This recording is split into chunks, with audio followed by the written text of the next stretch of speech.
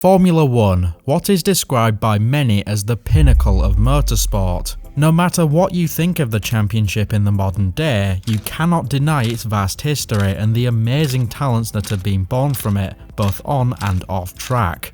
On the other end of the scale sits the WRC. Replace the sleek, microscopically engineered open-wheelers with fire-spitting armour-plated hatchbacks and you have yourself a rally car. Therefore, it's fair to say that jumping from one of these disciplines to the other would be challenging at best. Now, everyone knows about the stories of F1 drivers switching to rally, such as Kimi Räikkönen's stint in the WRC in 2010 and 2011 during his time out of F1. And of course Robert Kubica's unfortunate crash at the 2011 Ronde d'Andorra Rally, which arguably derailed his F1 career entirely. But what about the other way around? Could a world rally driver feasibly make it in Formula 1?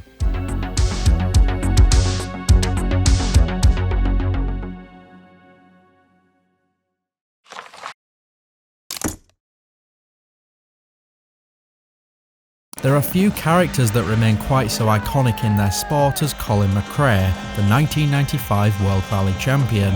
He may not be the most successful on paper, but his flat-out attitude brought a new level of interest to the sport, and the Scotsman always gave it his all. In 1996, as a special gift, McRae was given the opportunity to drive the Jordan 195 at Silverstone, while Jordan driver Martin Brundle was allowed to take McRae's Impreza out for a spin. After Brundle took McRae out for a scouting lap of the circuit, and with a few pointers thrown in, "So how many gears are we coming down for this one?" You come down 5 gears for this one.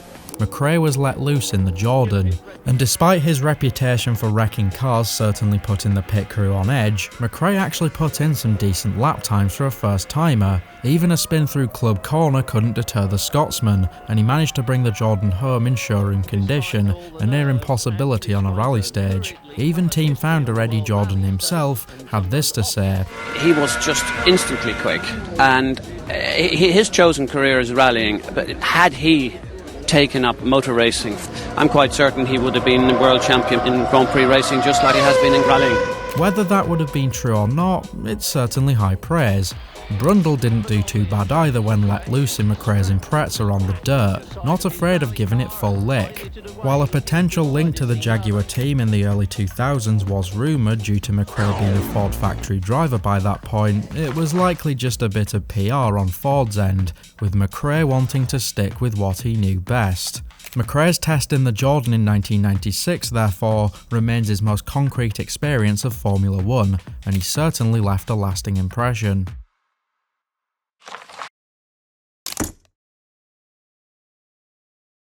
While Colin excelled during his F1 outing, now for a rally driver that didn't. 1998, this time at Barcelona in the Williams garage, and it was another reigning world champion, this time Tommi Mäkinen.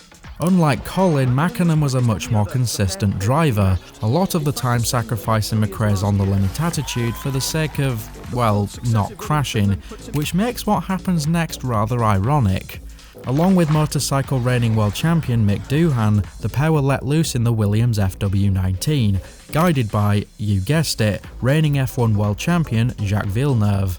A lot of reigning world champions here. Mäkinen was taken around the Catalunya circuit by Villeneuve and instructed where to brake and where to give it the beans. No, but you braked before that. What is the speed? 310. And despite a stalled engine in the pit lane, hopes were high. On track with Mäkinen, and he's flying off. Some four-wheel drift. Yeah, I hope they had insurance on that thing.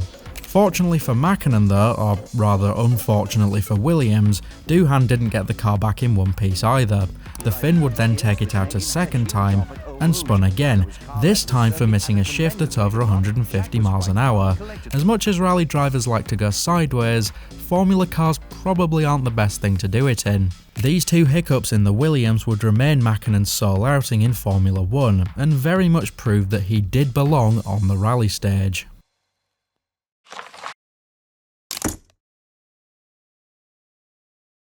(2003) world champion Petter Solberg also got his time behind the wheel of an F1 car in 2009, in his case for Ferrari. Unlike today, in which such a stunt might be seen as charity work for the prancing horse, in 2009 Ferrari were the reigning Constructors' Champions, and Mr. Hollywood was graciously allowed to take the F2005 out for a spin, one of the final Ferraris driven by Michael Schumacher. While Solberg didn't get an insane amount of laps to take the car around the Fiorano track, it is reported that he took to it quite quickly. Other than that though, we don't really know too much about how his day with Ferrari went, only that the V10 was as beautiful to the ears as it always was. Fun fact, it has been reported that Solberg took Schumacher himself out for a ride in his Impreza in the snows of Norway in 2003, along a 26km stage in which he went full send, without a co-driver. Schumacher reportedly got out of the car at the end and jumped up and down excitedly, which I do think is a great image to picture.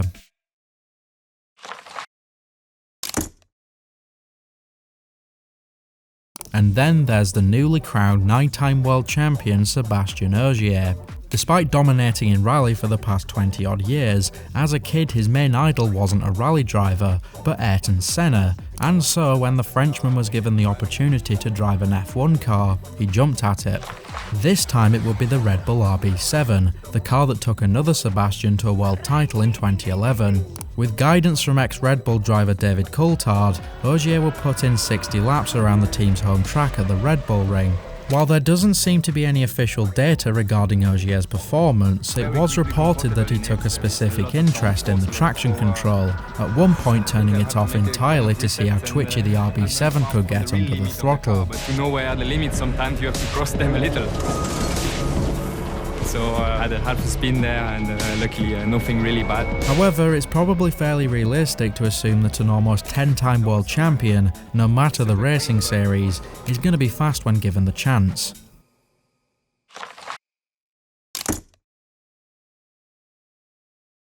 Carlos Sainz Sr., unlike the previous drivers, has a pretty significant connection to Formula 1 through blood, thanks to his aptly named son Carlos Sainz Jr. The 2-time World Rally Champion and 5-time Dakar Rally Champion therefore had a pretty straight shot at getting a go in an F1 machine. After 4 seasons at Ferrari, Sainz Jr. was effectively thrown out of the team in favour of up-and-coming rookie Lewis Hamilton. But being that Sainz remains Ferrari's most recent race winner despite no longer being there makes for some rather delicious irony. I promise I didn't make this video just to clown on Ferrari, but man, do they make it easy. As a leaving present for Carlos Jr., Ferrari invited his dad down to Fiorano to take the F175, the team's car for the 2022 season, around the track. Sainz Sr. initially looked visibly nervous about the experience, which is rather comical when you remember what his day job is. While the idea from the team might have been for a more leisurely, emotional jaunt out in the Ferrari, despite his initial fears, El Matador was certainly not looking at it that way. He took to the car very quickly, and by very quickly I of course mean instantly, and by the first lap he was already taking corners flat out, leaving the team very impressed.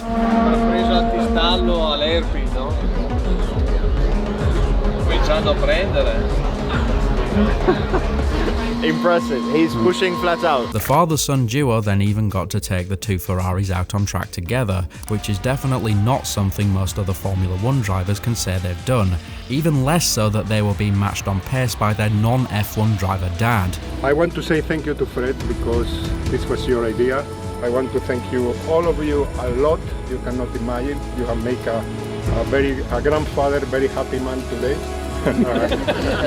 A simple experience, but a very nice gesture from Ferrari to Carlos. These drivers were all able to get behind the wheel of an F1 car as part of some publicity stunt or an event. While that's all very interesting, join me in part 2 as we take a look at some rally drivers that went a step further, as well as analysing a certain young Finn who wants to make it to the paddock.